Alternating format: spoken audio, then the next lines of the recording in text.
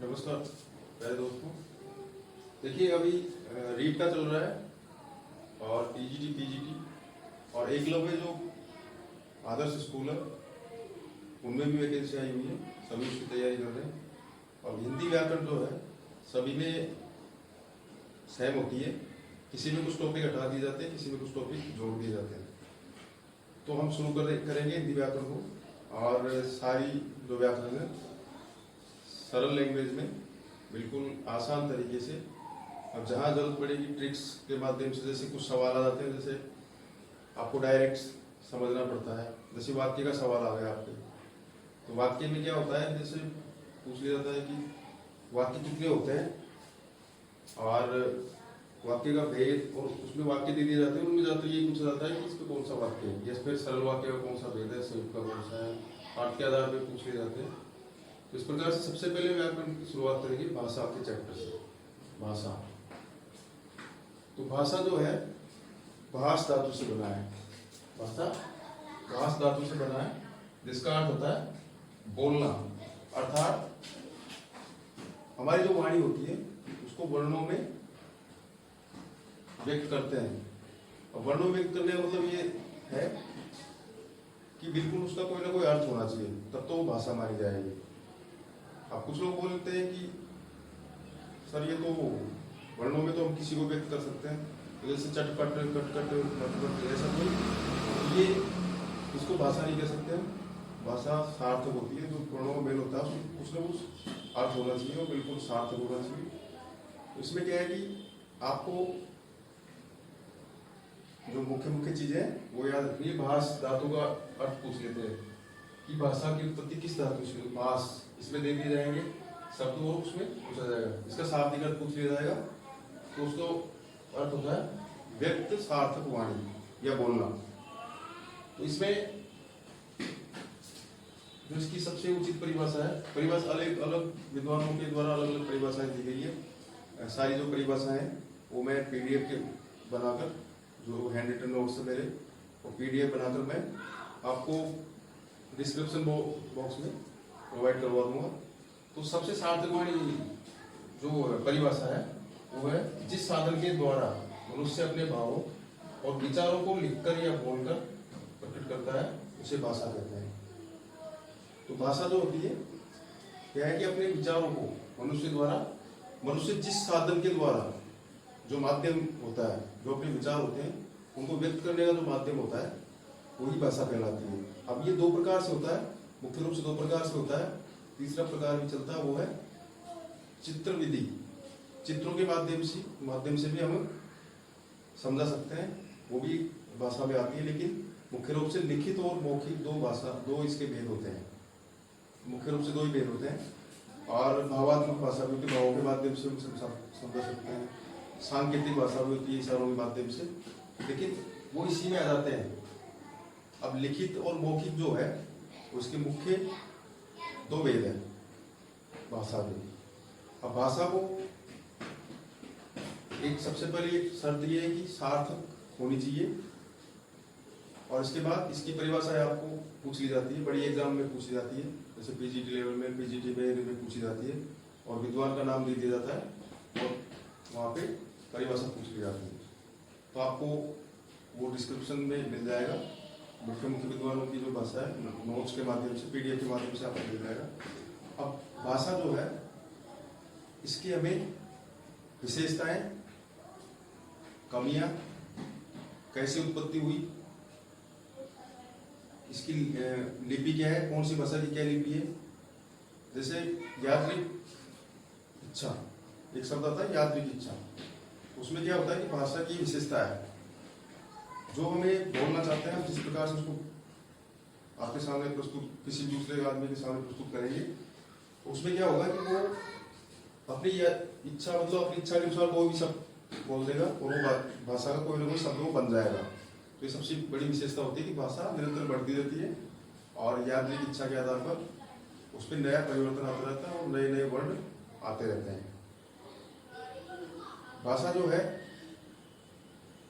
आप सब जानते हैं, राष्ट्रभाषा, मातृभाषा, राजभाषा के आगे इसमें जो ज़्यादातर प्रश्न पूछे जाते हैं जैसे इसके संविधान में कौन से अनुच्छेद में या कौन से अनुच्छेद में क्या कहा गया है भाषा के लिए, ऐसे क्वेश्चन होते हैं। राष्ट्रभाषा की क्या विशेषताएं होती है, लिपि की क्या विशेषताएं होती है।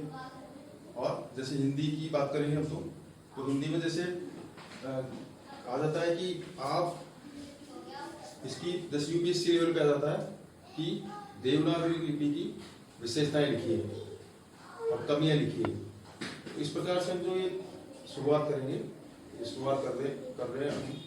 इसमें क्या है कि शुरू से व्याकरण जिसमें पूरे चैप्टर है उनके एक चैप्टर के 5 वीडियो भी हो सकते हैं, एक भी हो सकता है, एक भी कवर हो सकता है, शॉर्ट में रहेगा। और डिटेल में आपको डिस्क्रिप्शन में इसके पीडीएफ मिल जाएंगे, हैंड रिटन्स, जो मैंने कोशिश की है, मैंने मेहनत की है। ज़्यादा तो नहीं कह सकता, लेकिन मेरे हिसाब से जो मैं कर सकता हूँ, मेरी जो नॉलेज है उसके हिसाब से मैंने उसको पूरा करने की कोशिश की है। और सभी किताबों का जैसे ज्ञान लेके उसको मैंने बनाया है।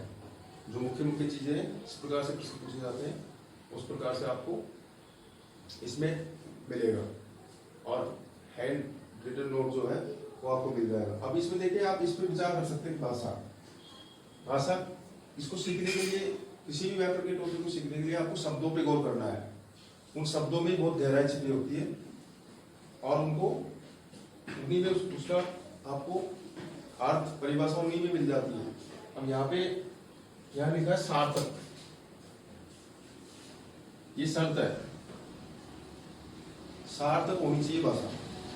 अगर कोई भी आप शब्द या कोई भी वाणी या कोई भी कुछ बोलना चाहते हैं तो अगर वो सार्थक है तो ही वो भाषा मानी जाएगी, अन्यथा भाषा का वो शब्द उसको नहीं माना जाएगा। जैसे लिपि पे थोड़ी चर्चा करेंगे। लिपि क्या होती है कि हमारे जो ध्वनि चिन्ह होते हैं, जैसे इसको व्यक्त करने के लिए हमारे पास, जैसे हम भाषा पढ़ रहे हैं आज भाषा, अब इसमें क्या है कि हम इसको पढ़ने के लिए जैसे हमने लिखा है भाषा, तो कैसे लिखा, हम ऐसे भी लिख सकते थे भाषा को, ऐसे उठपटांग ऐसे कुछ भी, ये भी भाषा लिख सकते थे हम, या ऐसे लिख सकते थे, कुछ भी लिख सकते थे। लेकिन ये जो लिखने का तरीका है, तो ध्वनि चिन्ह है, वो ही लिपि कहलाती है। किसी भी हमारे जो ध्वनियां होती है उनको प्रतीक देना, उनको एक निश्चित क्रम देना, वो लिपि कहलाती है। इसी प्रकार से आप पता होगा, आप लोगों को आपने पढ़ा होगा, तो लिपि जो है, जैसे देवनागरी लिपि में हम लिखते हैं ऐसे, अब गुजराती में इसको ऐसे लिख देते हैं, तो ये लिपि है। तो लिपि मुख्य आधार होता है। और देखिए क्या होता है कि काफी सारे दोस्त जानते होंगे, सभी पढ़ते हैं और सभी अपना डिटेल से, मैं बता दूं आपको, इंटरव्यू में ये छोटे प्रश्न ज्यादा पूछे जाते हैं जब आप इंटरव्यू दे जाते हो का, तो लिपि की परिभाषा पूछ ली जाती है। हम लोग क्या करते हैं, ध्यान नहीं देते हैं उस पर कि लिपि क्या है, उसमें पढ़ लेंगे, याद है, लेकिन वहाँ परिभाषा हम स्पष्ट नहीं कर पाते हैं। लिपि हो गया, व्याकरण की परिभाषा बताइए, या फिर आप जैसे जिस प्रकार से आप जैसे वस्त्र पहन रहे पे क्वेश्चन हो जाएगा। तो जो छोटी छोटी चीजें उनको विस्तार से अच्छे से उनको देखना है। और हम जब इसमें पढ़ेंगे, आगे वीडियो आते जाएंगे, तो उनमें लिपि छोटी छोटी चीजों को भाषा का जो चैप्टर है उस पर विस्तार से चर्चा करेंगे। इसके वीडियो सबसे ज्यादा होंगे, क्योंकि इसमें हम अनुच्छेद और इसकी कमियां, इसकी खूबियां, और किस भाषा में क्या कहते हैं, कुछ भाषाओं में इसका अध्ययन करेंगे। और उसके बाद इसके बाद का जो टॉपिक होगा हमारा होगा वर्ण का। तो भाषा में भी बहुत सारे टॉपिक, बहुत सारी चीजें उनको समझाएंगे। तो आप इस चीज को, जो भी आपको इससे फायदा मिले वो ले सकते हैं और इसको आगे निरंतर पढ़ सकते हैं, देख सकते हैं। तो भाषा के माध्यम से आपको ये इसमें याद रखने की बात, सभी को याद है भाषा की किस धातु से बना है, कैसे सार्थक वाणी होनी चाहिए, और ये परिभाषा तो आपको याद ही कर लेनी है। इस साधन के द्वारा मनुष्य अपने भावों और विचारों को लिखकर या बोलकर प्रकट करता है, उसे भाषा कहते हैं। अब अनेक विद्वानों ने अलग अलग परिभाषाएं दी हैं, उनको आपको याद रखनी है।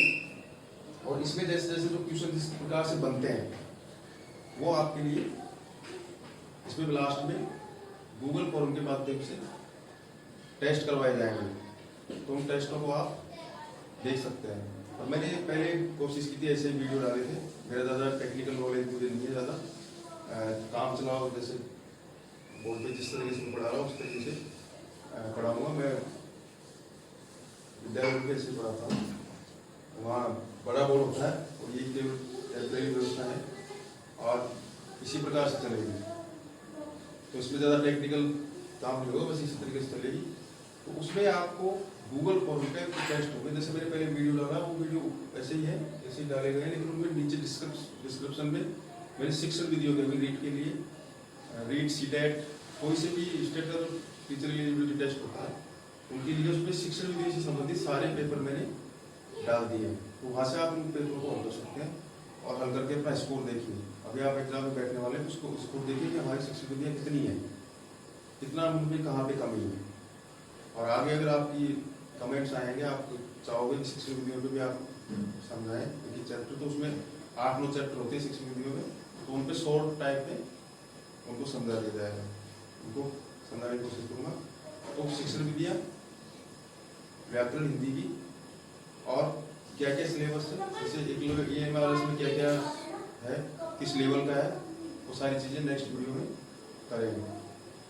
तो सभी इसको देखेंगे, मैं ये आशा करता हूँ। तो देखने का मतलब ये नहीं है कि आप उसको देख लो या फिर किसी जैसे चैनल यूट्यूब पे तो ऐसे चलता रहता है, आपको जितना फायदा मिले जितना ले सकते हो। आप अगर 1% या एक ट्यूशन अगर आपका इसमें होता है इस चैप्टर से, तो मेरे लिए बहुत अच्छी बात होगी। धन्यवाद।